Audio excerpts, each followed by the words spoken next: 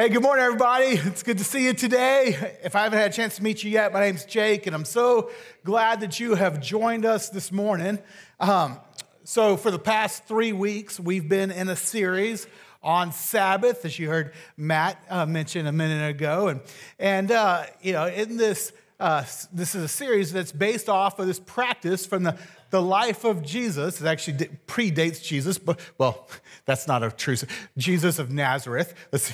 How do you predate the eternal God? But before he came in the flesh, the Sabbath has been practiced in Israel, and then he also practiced it. And so we say, okay, as a church, we're about practicing the way of Jesus includes the Sabbath practice. And so I hope that you have been enjoying learning more about the Sabbath. And if you've been tracking along with us for the last 3 weeks, and perhaps on Sunday, but also in your MCs, my hope is that by now you've had an opportunity to try it out, to actually at least Sabbath one time over the last 3 weeks. And if you have had an opportunity to do that, I hope it was great. I hope that it was just so restful and full of delight.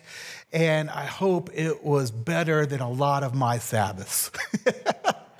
I've been practicing the Sabbath for a couple years now, and I love it. And it's one of the reasons why we're teaching on this. I mean, it's just so life-giving. But there are times when I have a Sabbath when it's well, I guess the way to put it would be that it's a little bit more of a Sab-ish than a Sabbath. You know what I mean? Like it's a day where there's maybe a little bit more focus on rest than what I would feel freedom to do on any other like kind of weekend day or ordinary day. It's Sab-ish, but it's not really a Sabbath. And a common day like that, perhaps this would describe maybe what your experience has been so far, and if so, no judgment, but it's like a day when you unplug from work finally, maybe on Saturday, and you're like, okay, I'm done, I'm gonna stop, which is good, that's part of Sabbath, right? And then you say, okay, well, I guess this day is about rest, and so I'm going to, and pleasure stack, if you remember Krista talking about that last week. And so I was like, and it's time to catch up on that show I've been wanting to watch. I'm just going to binge this show after show after show, because pleasure stacking shows, right? So I just going to watch that on Saturday night, and then on Sunday morning, I'll sleep in, because it's Sabbath, I'll just sleep later, but then you wake up late and like try to figure out, like, okay, do I still have time to make it to worship on Sunday? Gather with my church family, and so you maybe make it, you maybe don't make it, but it's like, oh, I don't want to do anything that's an obligation. And so, and then after the church service, then you're like, okay, well, guess I'll go shopping maybe, or like I got some errands to run, or you go home, and you're like, I'm watching the game, and just sit back and watch the game for a little while. And then after that, it's like nap time, because it's Sabbath. And so you tell the kids, like, hey, don't bother me. I'm going to take a nap because it's Sabbath. I'm taking a nap. It's a spiritual thing. And so they try to get them to keep you alone for a little while, and then you kind of, come to from the nap, and you're like, well, I got some email I need to get back to, and here's the laundry, and there are the other things I need to make some progress on, and I know it's my Sabbath, but it's okay, because, I've rested a lot today, and I'll just do that. Sounding like y'all Sabbath at all?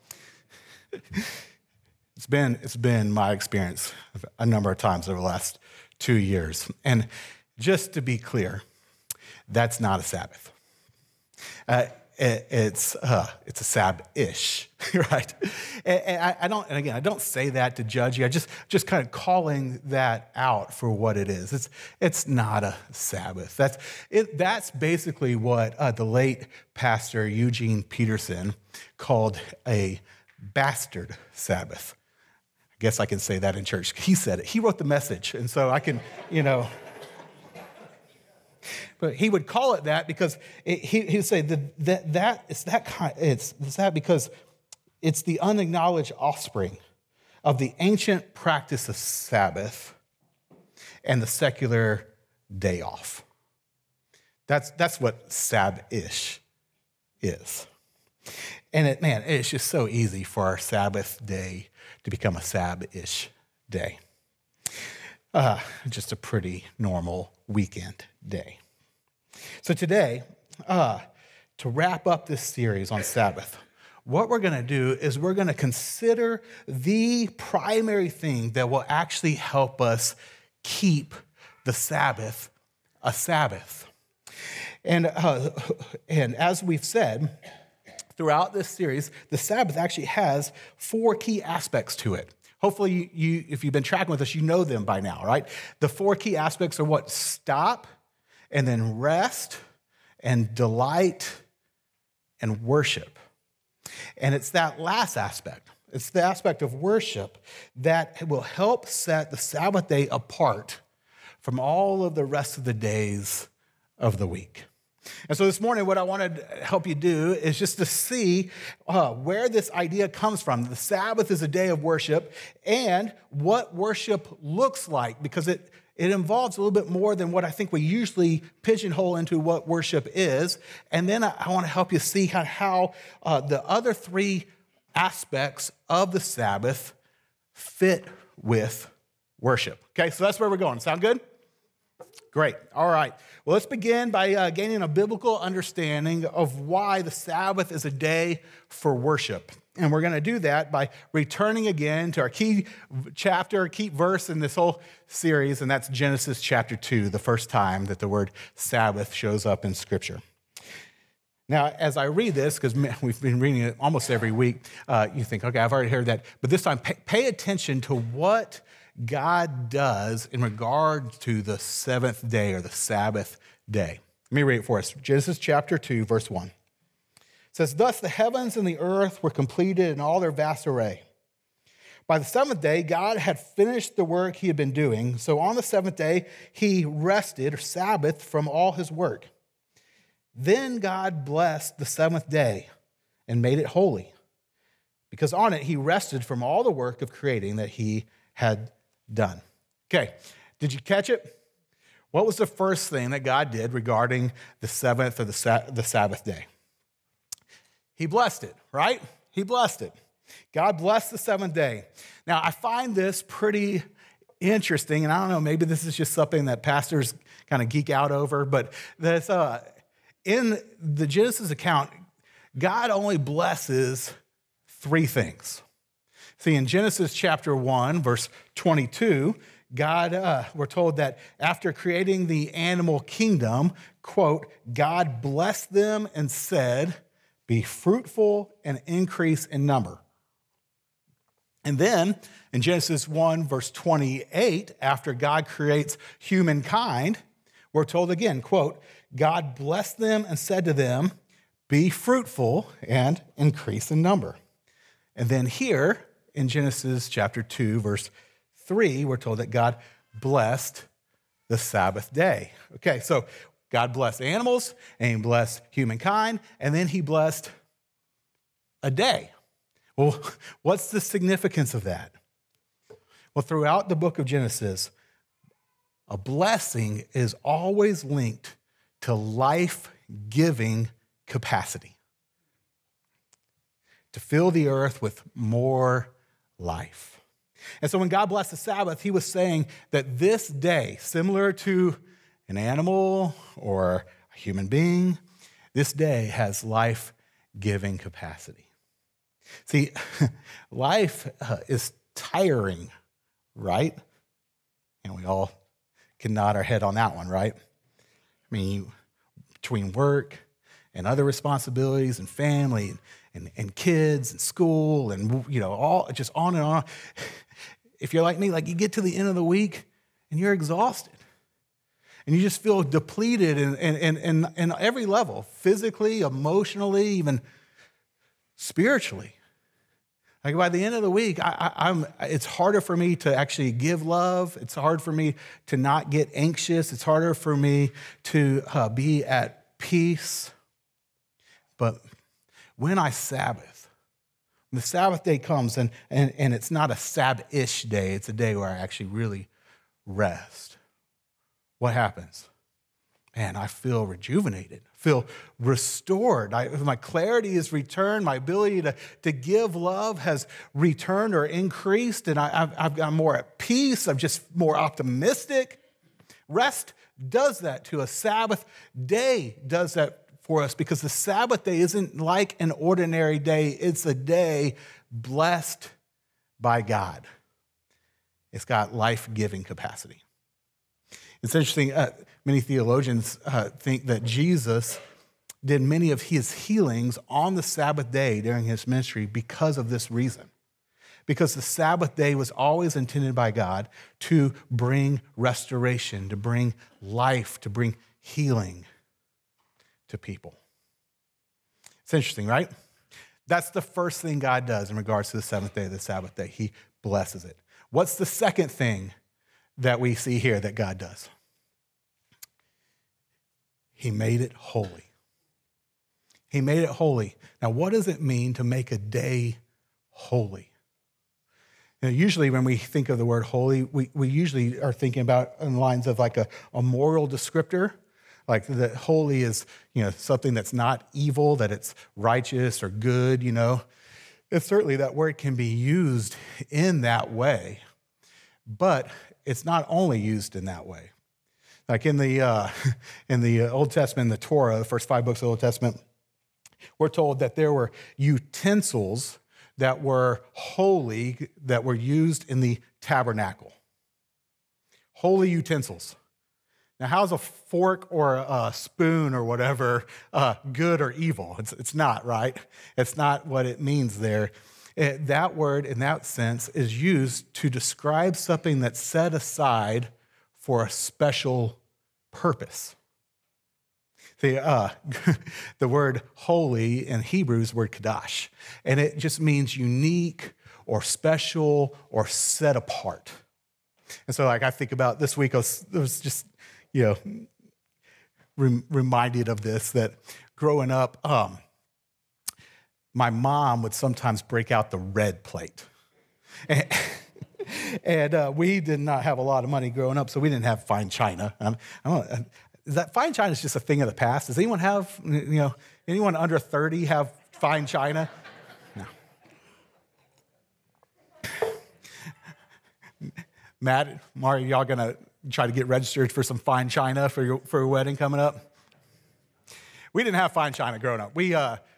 We just had the red plate. We didn't even have 2 red plates. We just had a red plate. But my mom would break out the red plate whenever it was a very special occasion, your birthday or Father's Day, or she'd break out for herself on Mother's Day, or whatever it would be. On a special occasion, there would be the red plate. And if the red plate showed up on the dinner table, you knew it was special. In that sense, you could say that that red plate was holy. It was set apart for a special purpose. Well, what the red plate was, those special meals for my family growing up, that's what the Sabbath day is compared to all of the other days of the week, according to God. It's a day set apart for a special purpose. But a special purpose in what sense? Like, what kind of special purpose? Or who is it set apart for? Is maybe a better question to ask.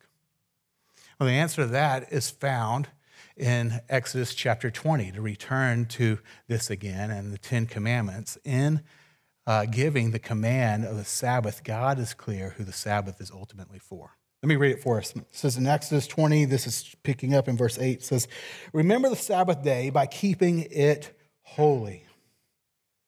6 days you shall labor and do all your work, but the seventh day is a Sabbath," here it is, "to the Lord your God. On it you shall not do any work, neither you, nor your son or daughter, nor your male or female servant, nor your animals, nor any foreigner residing in your town. For in 6 days the Lord made the heavens and the earth, the sea, and all that is in them. But he rested on the seventh day. Therefore, the Lord blessed the Sabbath day and made it holy." Okay, notice that phrase, a Sabbath to the Lord your God. This is God ultimately saying the Sabbath day is for him. And sure, the Sabbath is a day that's set apart from the other days in order for us to rest, to stop and rest, and to delight in his good gifts. Yes, so true, and yet also ultimately, it's not a day just for us, or most importantly for us. It's a day for the Lord, a day dedicated, set apart by God for God. Or put another way, the Sabbath is a day for worship. Sabbath is a day for worship. And friends, when we keep that in mind, it will help guard us against letting the Sabbath just become a Sab-ish day. Just another weekend day, just another ordinary day. Yeah, it will help us from just making it all about us and doing really kind of whatever we please with a little bit more of an emphasis on rest. See, when we keep in mind that the Sabbath day is a day of worship, it will help us actually engage in the different aspects of the Sabbath day with a little bit more intentionality and with a greater sense of thanksgiving and praise for God. Let me explain what I mean, because here's the deal. When I say that the Sabbath is a day for worship, that doesn't just mean that it's a day to gather on Sunday morning with your church family to worship God, though that's certainly an aspect of it. I'll say more about that in a second. But worship is a lot more than just singing or a church service, right? That worship, really, we get the English word worship from the Old English word. This is the Old English word. It think sounds a little bit like worthship. And so the idea that this kind of comes from understanding where we get our English word from, it helps highlight what this word means in English. It means to recognize worth and then ship worth to the one who is worthy. And so worship is more than just singing and gathering on Sunday morning. It's kind of put in a way that's helpful for me to think through it, that worship is just, it's recognizing, especially the worship of God, is recognizing God's worth and then responding to his worth in a fitting way. Recognizing his worth and then responding to his worth in a fitting way. That's worship. And what I want you to see this morning is that each aspect of the Sabbath is meant to help us do both of those things. It's meant to help us recognize God's worth and then respond to his worth in a fitting way. So follow me here. We've been talking about on the Sabbath, you stop and you rest and you delight, right? Well, friends, here's what I want you to recognize. Stopping is worship. Stopping from your work, stopping from being productive, stopping from trying to get all your stuff done. That is worship when it's done in recognition that you can stop because God is God and you are not. See, when you choose to trust, keyword, when you choose to trust that God is the one who holds all things together, and so you can stop trying to hold all things together, that's worship. That's a fitting response to the recognition of God's worth. He's the sovereign king, and so you can set aside a full day to stop working and stop controlling and stop producing and stop creating in recognition. Again, that God is God and that you are not. See, stopping is worship when done in recognition of who God is. And one of the things that helps me personally connect the dots to that on my Sabbath day is I begin my Sabbath day. I close the computer or whatever it is. It's time for Sabbath. and I start with a prayer. And the prayer goes something like this. It's not the same every time, but it goes something like this. I'll say, God, thank you that I can stop. Thank you that I can stop because you, not me, you are God. And I am not. So I would say, God, may this day be a worshipful response to who you are. That helps me connect the dots, and in that, the stopping is worship. Just like that, resting is also worship. resting is also worship. Follow me here. Resting is worship when done in the recognition of the truth that we can rest because God has worked on our behalf to set us free. It's rest is worship when we recognize that we can rest because God has worked on our behalf to set us free. See, each week, the Sabbath day is meant to remind us of the beautiful and freeing truth that our identity and our worth is not based on whether or not we killed it at work that week.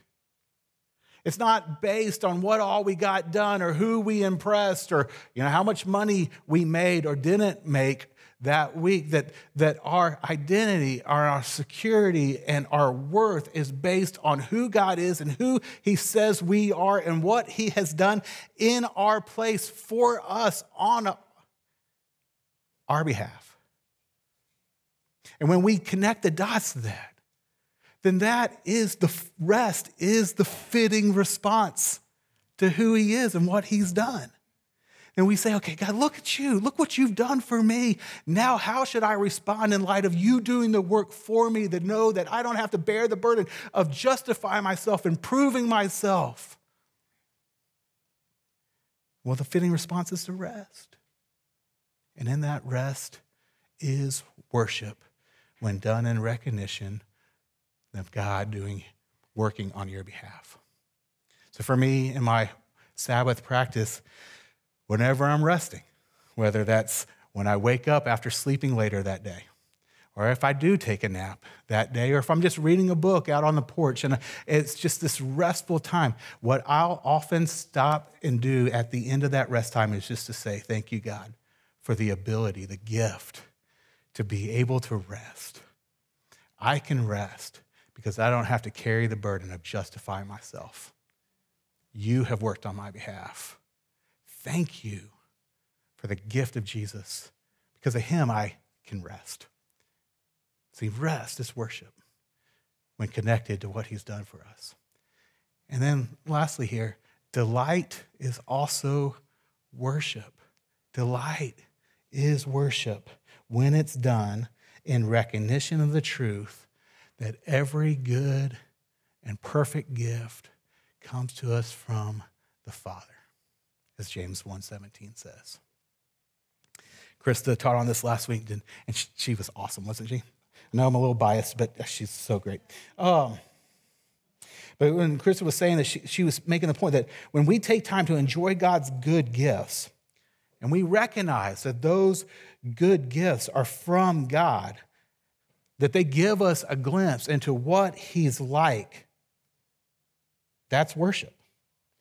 That when we recognize that He is our good Father who loves His children and blesses us with good gifts that we can delight in, whether that be a sunset or a good friend or an awesome Sabbath meal or a walk in nature, all of that becomes worship when it's connected to the giver of those good things.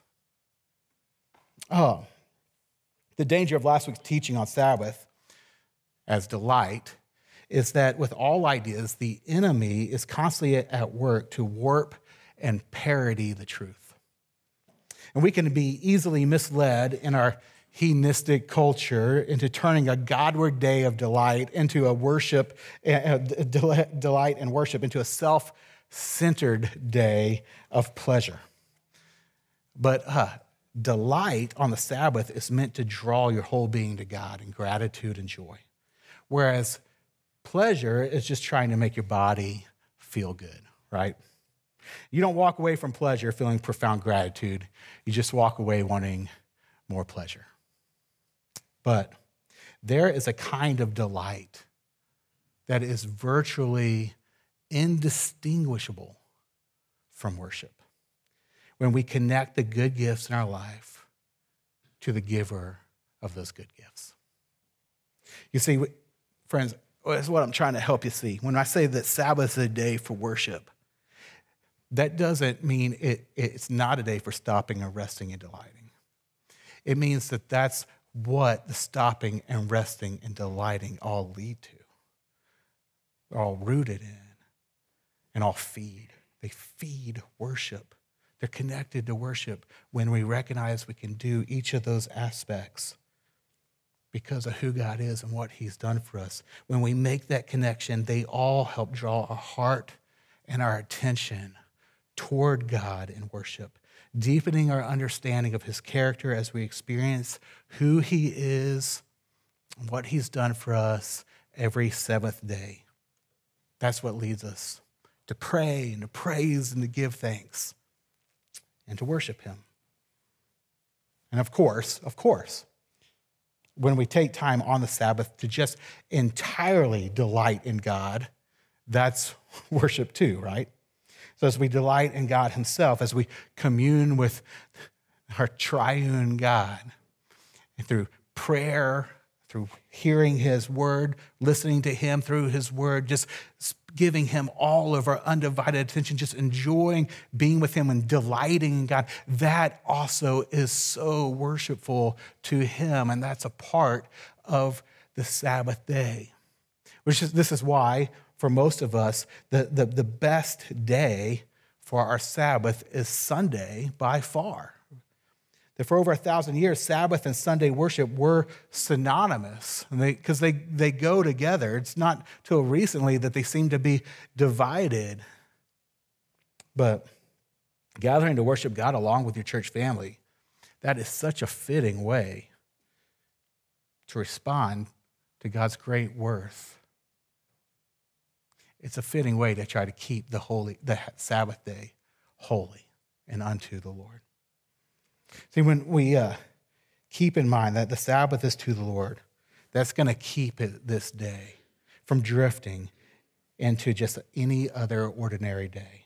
It's going to keep it from becoming a Sabbath-ish day or just a normal weekend day. As you connect stopping and resting and delighting to worship, you will see that Sabbath is a fitting worshipful response to him. And you'll be helped to keep it holy, set apart for the Lord. Okay, does that make sense? Do you see how this is all worship? When done in recognition of who he is and what he's done. That you don't rest just to rest, though that's great. We don't stop just because we're working too much, though that's a good thing. It's more than that. And that's what makes this day also as holy, set apart for the Lord. There's one thing else I want to say about this in regards to Sabbath day being the day of worship, and that's just to point out that what I find is that as the Sabbath day goes on, for me, Sunday night and going all the way through Monday, because Sunday is a work day for me. And so as the day wears on Monday, I find that my soul is moved to worship more as the day increases. That there's a natural progression towards worship as we stop and rest and delight. That like when I finally stop and I'm like not doing anything, not trying to be productive, I'm not trying to shop or buy or want or worry or anything, then that's when I stop, I can rest, right? That makes sense. And then when I rest, when I actually sleep good through the night, maybe sleep in a little bit on Monday, and whenever maybe I'm taking it really easy in the morning, I'm reading, just chilling, as I rest, I just feel the ability to actually delight in anything. Right? It's like the part of Wizard of Oz when it shifts from black and white to color, that at some point in my day, it's just like, I can hear birds chirping, and it's like, oh, look at the birds, and so that, which is so Jesus-like, right? Look at the birds of the air. But I noticed, I can start noticing things. I have more capacity to delight in things. And when I start delighting in those things and recognize that all of these things I'm delighting in are gifts from God, then I naturally move to a posture of worship. Thanking God, praising God for he is. That's a natural progression of this day as well. And I don't think I'm alone in feeling that progression. For example, Ruth Haley Barton, in her chapter on Sabbath in the book Sacred Rhythms, has this to say. She says, I know what it's like to rest for hours until I have the energy to delight in something. Good food, a good book, a leisurely walk, a long-awaited conversation with someone I love. I know what it's like to feel joy and hope and peace flow back into my body and soul, though I had thought it might never come again. I know what it's like to see my home and my children through the Sabbath eyes of enjoyment. I know what it's like to have rest turn into delight, and delight turn into gratitude, and gratitude turn into worship. See, the Sabbath is a day for worship, a day to recognize who God is and what he's done, and to respond in a fitting way by stopping and resting and delighting. And friends, as we kind of get ready to close out this series, I just want to put this in front of us. We can either sanctify the Sabbath day as holy unto the Lord, or we can, in the language of Scripture, profane the Sabbath day. Profane, meaning we can devalue it, dishonor it, treat it like just any other day. And my invitation to all of us, my encouragement to all of us is, hey, let's keep the Sabbath day holy. Let's keep the Sabbath day holy. See, our culture is killing itself through overwork and overconsumption and overactivity, that we are, as Neil Postman famously said, amusing ourselves to death. Americans have normalized an unhealthy and exhausting way to live.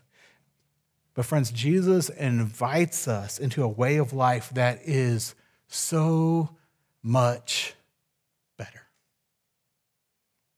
He has invited us to experience a day every 7 days that feels like the kingdom of heaven. A day when God's will is done on earth as it is in heaven. See, theologians point out that the Sabbath looks both backwards and forward in time. It's an aftertaste of the Garden of Eden, and it's a foretaste of the New Jerusalem. For when we stop toiling, when we enter into rest and delight in God's presence, friends, that's heaven. I mean, that's like heaven. The Rabbi Abraham Joshua Heschel once said, "The essence of the world to come is a Sabbath eternal, and the seventh day in time is an example of eternity." Or to quote Dan Allender in his book on Sabbath, he says, "For 6 days I wrestle with the world under the toil of the curse, soiled by the oil of humanity's commerce, deeply longing for the bright wings of a coming dawn. And each day, at best, is a repletion of the day before. Unless the next day is Sabbath, it is the queen of all days. The day in which division and destitution and death are put aside to celebrate our union with God, the abundance of his love, and the wild hope of the coming kingdom." Sabbath is a day to stop, rest, delight, and worship. And in that, it is also a day that gives us a taste of heaven. Right here in Austin, every seventh day. In Austin as it is in heaven. Perhaps no other day of the week more like heaven than our Sabbath day. And friends, that is something that we all desperately need. And so Jesus invites all of us into this. He invites all of us into this. He modeled this practice for us, and he invites us to join him in it, saying famously, Matthew 11, "Come to me, all who are weary and burdened, and I will give you rest. Take my yoke upon you and learn from me, learn from my way of life. For I am gentle and humble in heart, and you will find rest for your souls. For my yoke is easy and my burden is light." All of us, all of you, are invited into this. And as a church family, I just want you to know that we are here to help each other figure out how to do it, to figure out how to practice the way of Jesus together. No matter your stage of life, young kids, single, empty nesters, student, wherever you are, we're here to help each other figure out how to do this together. But it begins with you having to decide if you're going to do it or not. You have to decide if you're going to Sabbath. And of course, initially, when you hear about it, like, who's against this? Rest and delight and joy, all that kind of stuff. Like, I don't want any part of that. It's a wonderful thing. But you find, as Matt shared earlier, it takes some effort to build this into the rhythm of your life. It actually takes you having to make some very hard decisions, some sacrificial decisions, because to say yes to Sabbath is to say to no to many other things. But I would testify that it is worth it times 10. But it begins with you having to decide if you're going to do it. And I just want to be clear. My goal, and as a church, our goal, is not to try to coerce you into it or at all force you to do it like we could force you to do it. Show up at your house and be like, are you working right now? But that's not what we're after. But what we do want to do is invite you into it. Invite you into this way of life that brings rest to your soul and glory to our God. I've been really encouraged over the last 3 weeks about how many stories I've heard from y'all about people trying to practice Sabbath, steps that you're taking.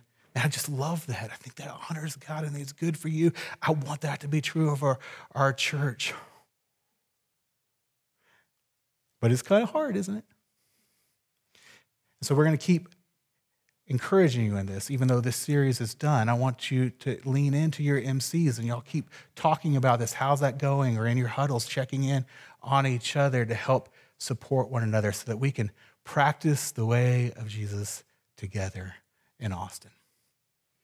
Towards that end, we have this Sabbath practice guide, and each week there are a couple of exercises that we give you to help you kind of grow in that aspect of the Sabbath, this one being on worship. And so there's 2 exercises in there I'd really encourage you to check out this week. The first one is fixed hour prayer to help you commune with God throughout your Sabbath day. The second is help you discover your spiritual pathways. And it's just kind of points you to a resource there and gives you kind of an idea what that might mean. It's really worth your time.